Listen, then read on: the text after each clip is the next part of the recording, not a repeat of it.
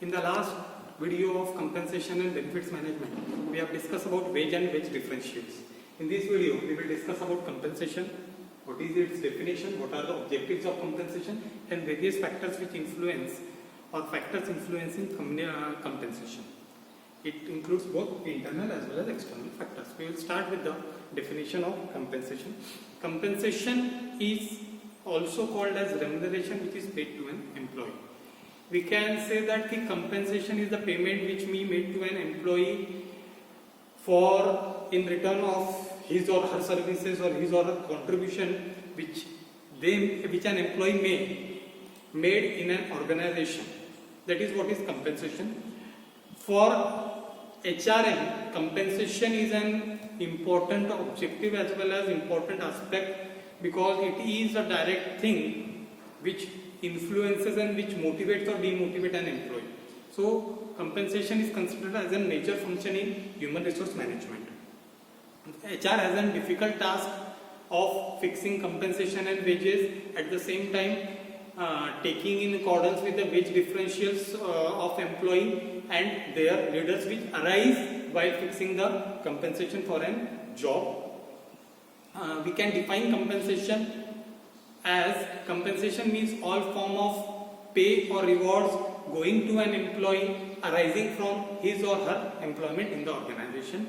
We can say that compensation includes direct cash payment, indirect cash payment in form of employee benefits and incentives which we give to an employee to motivate them so that they would generate higher level of productivity and returns for the organization. Thus, compensation is somewhat we give to an employee in form of monetary or non-monetary thing along with salary so that we can motivate them to achieve the predetermined objectives of the organization. Now we will start with the objectives of compensation. The very first objective of compensation is to retain the qualified employee.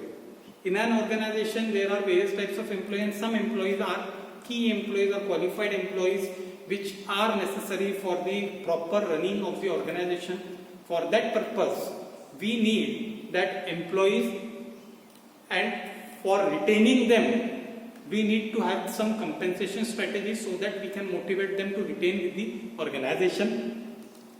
Second objective may be to improve the efficiency of an employee. It is quite important from time to time that we should work on the improving the efficiency of an employee. It can be improved on largely by giving them direct monetary returns or giving them monetary benefit. Monetary benefits are the primary thing by which we can directly influence the employee and motivate them to have the higher level of productivity. Third objective can be to attract the skilled and talented workforce from the market.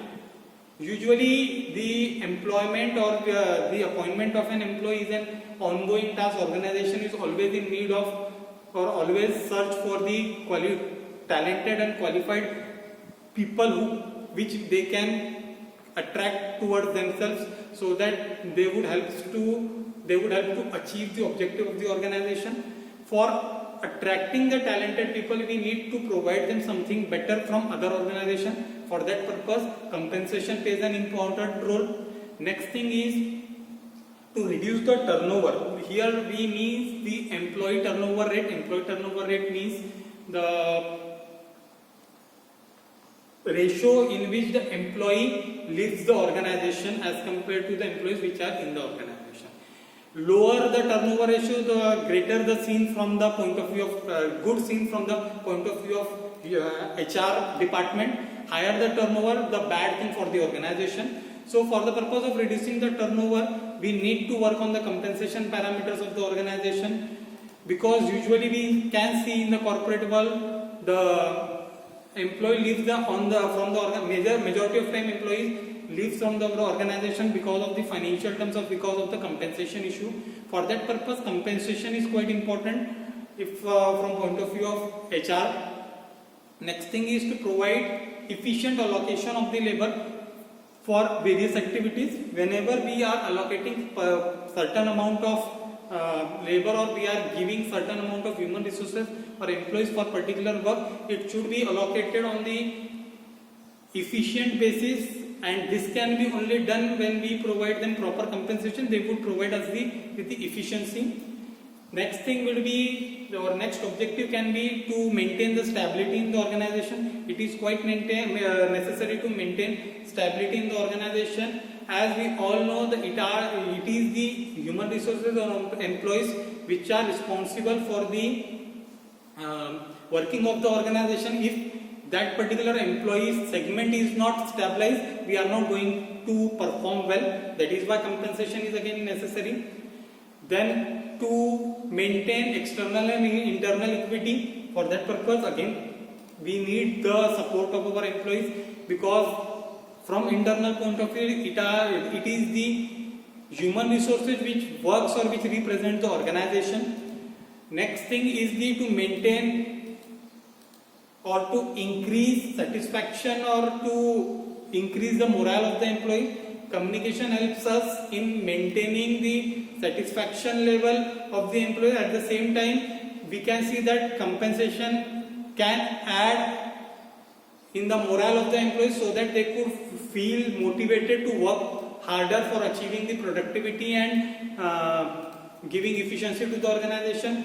And again, lastly, we can say that there are certain legal requirements or legal framework under which we have to work. We would discuss about in the coming videos about this thing. There are certain laws which are related to the employees or human resources or particularly labor, and for complying with that laws we need to work on the compensation part so that we could have our working in the legal environment. Now we will discuss about what are the factors which influence the compensation. We will start with the very first thing, external factors. The factors influencing compensation is which helps us in determining the compensation or which are responsible for determining the compensation. External means those factors which are not in our control and it is outside the organization. The very first external factor which influences the compensation is the demand and supply of the labor from the market. Remember one thing, the demand and supply, which the term we have studied in the economics, is quite an important term. The law of demand already states that whatever the thing has the higher demand, we have to pay more price, and if the supply is acute or short, again we have, suppose that we would require an human resource, that human resource with specific qualification and qualities, and they are in short number in the market or they are not available in that much abundance, so we have to pay the higher amount. That is why the very first thing is demand and supply of the labor.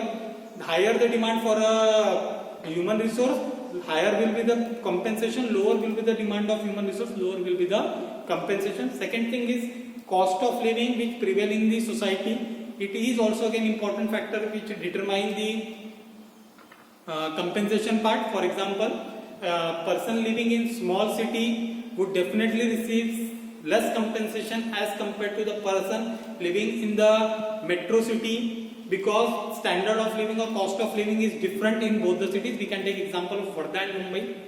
There is quite difference between cost of living of both the cities. Again, there would be and there should be difference between compensation of the employees working in the same profile in the two cities. Next thing would be the existence of labor unions. The labor unions play an important part in any organization. Strong would be the hold of labor organization, higher can be the compensation in that organization. Labor unions usually play an important role, though we can see that in today's scenario the scene of labor unions has been limited to few sectors only or few industry only, but still they play an important role in fixing the compensation or they influence the compensation. Next thing is the government policy. Usually government put up certain laws like Minimum Wages Act or Provident Fund Act, Gratuity Act. These acts which are initiated by the government influences the compensation. For example, if government has increased the minimum wage from X amount to Y amount, that means that there would be increase in the compensation which we need to pay to the employee as an organization, and this government policy or legislation again influence the compensation. Next thing is the comparative wages which are in the organization. We have discussed in the earlier lecture, earlier videos also. Comparative wages means the wages which are been given by the same industry for the similar kind of work, or which are given in the similar industries around the environment. Now we will start with the internal factors which influences the compensation. Internal factors means those factors which are responsible for compensation within the organization. The very first and important factor is the capability of an organization to pay, or its ability to pay to the organization, to the employee. We can take example, a small organization or a startup company usually cannot pay higher wages to the new person or new employee who has been hired by them, because they don't have that much resources right now, so its ability to pay is less. That is why they would usually prefer not to pay higher compensation to its employee as compared to a well established and big company. Second thing is the job requirements. We can say that after analyzing a particular job on the basis of job description and specification, that are again important for deciding the compensation of an organization. Greater would be the responsibility and the work with the job, higher can be the compensation, and vice versa. Third thing is the goodwill of the company. Many times it has been seen that various companies, for maintaining a strong goodwill in the market, usually pay higher sum of compensation to its employee as compared to the other companies, so that their goodwill would remain better or strong in the market. Next thing is the condition of the product market or condition of the service market in which the organization is. If the product market is in the growth stage, or it is been at generating higher returns to the organization, definitely organization would give you higher compensation as they are receiving more profit as compared to the other organization. But when the product would decline, definitely it would influence the compensation negatively, because company is now right now not generating good returns on the product. And last one is the bargaining power. The bargaining power of the organization is also again important criteria for fixing the compensation. Higher would be the candidate in the pipeline for getting employed, higher would be the bargaining power of the organization. This bargaining power influences the compensation criteria to the organization. In the next video, we will discuss about the importance and the components of compensation. Till then, stay tuned. Thank you.